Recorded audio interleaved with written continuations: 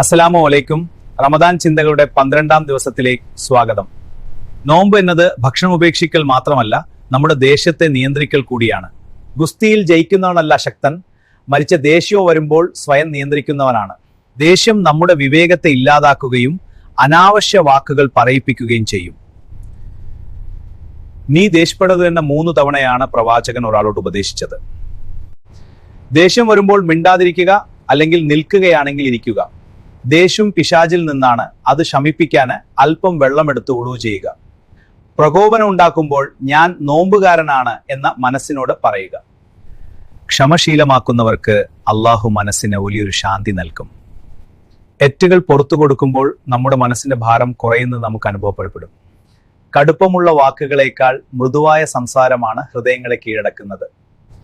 ഈ നല്ല സന്ദേശം മറ്റുള്ളവരിലേക്കും എത്തിക്കുക. അറിവുകൾ പകർന്നത് പുണ്യമാണ്. നമ്മുടെ വീടുകളിലും സമൂഹത്തിലും സ്നേഹവും സമാധാനവും നിറയട്ടെ.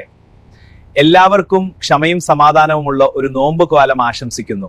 ഈ വീഡിയോ എല്ലാവരിലേക്കും എത്തിക്കുക. സബ്സ്ക്രൈബ് ചെയ്യുക, ലൈക്ക് ചെയ്യുക.